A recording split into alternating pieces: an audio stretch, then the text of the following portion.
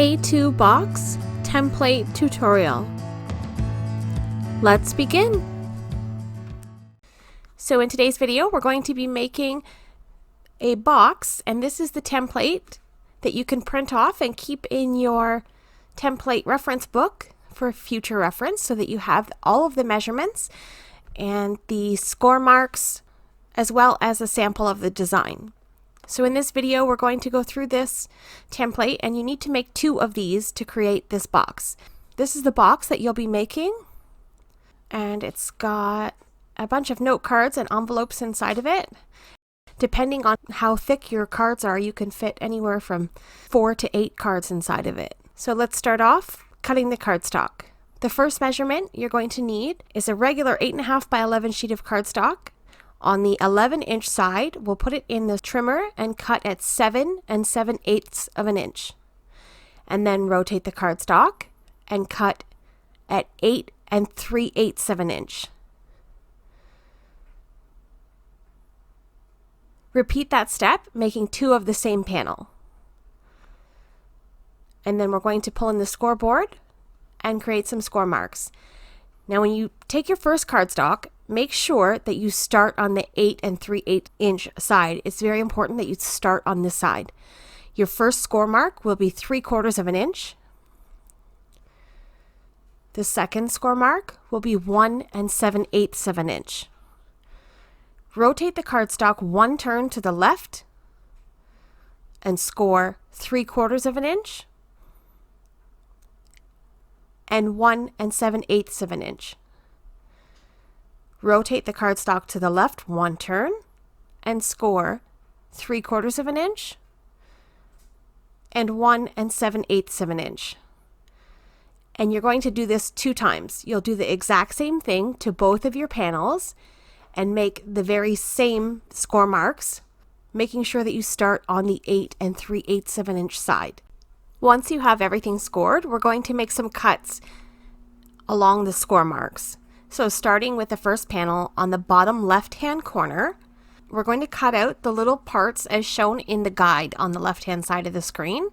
So we'll just trim off those pieces, and there are score marks to guide you where you need to cut. And there's one little part that you're going to freehand angle cut just to help with the closing part of the box, and you'll see that in the diagram in the red area. And then you're going to repeat the exact same steps for the right-hand side of your template. Cutting along the score marks and following the steps, and then freehand angle cutting that one little part. Next, you're going to fold the flaps down so that you can easily round the corners, and there are 6 corners to round.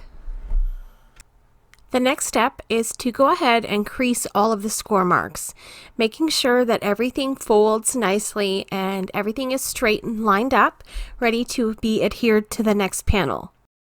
So at this stage, we've completed exactly 1/2 of our box, and we'll be able to adhere these 2 panels together to create our box. So you're going to go ahead and repeat the steps over again to the second panel, making the exact same cuts as we had already to the first panel, doing everything identical. Okay, this is where we're at. We have 2 panels cut the exact same. Now next step is optional. This is where you can add some pattern paper to your box. You can skip this step and use coordinating color cardstock to create the box instead of decorating it, or you can choose some nice papers. So I've decided to choose some pattern paper, and we've got a few measurements here. The measurement for the pattern paper for the front of the box is 8 3/8 by 6 inches, and the measurement for the back of the box is 4.5 inches by 6 inches. So we're going to adhere the back panel on one of the pieces, and you're going to make sure that the flap folds the way I'm showing you on the screen. So your pattern paper should be upright this way with that bottom flap folding underneath. And then for the front panel, we'll take the large piece of pattern paper and adhere it across the whole panel that we have, and making sure that the top of your pattern paper stands with the folding flap on top. So the two should be opposite each other so that the patterns will be the same way, unless it doesn't really matter. And like this pattern, for example, it's not a big deal. And then we're going to go ahead and adhere the side flaps. Now, taking this step very slowly, I just put some adhesive on the outside flaps of my back piece. So the piece that I have in my right hand, we'll call that the back piece. So we'll take the back piece and we'll adhere it right along that score mark. So you're only gluing down that little tiny flap to the inside of the box. You'll want to take your time here to make sure that everything is straight, because if it's crooked, the box won't fold properly.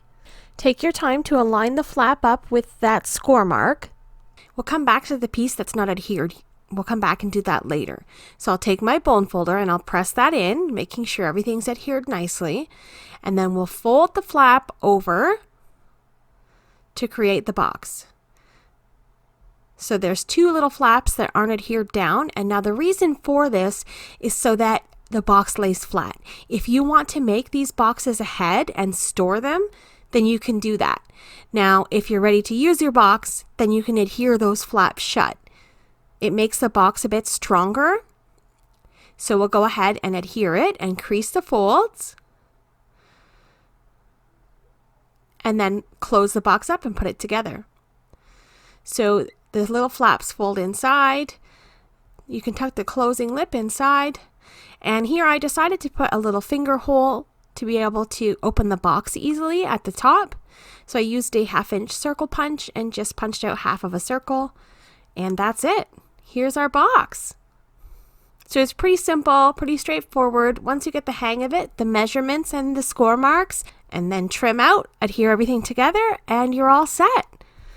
So I hope that was easy enough for you to follow. If you have any questions, please feel free to leave them in the comments below or connect with me on my social media links. Everything will be listed in the description box below, along with a link to download this template to keep in your template reference binder. Thanks so much for stopping by and have yourself a lovely day.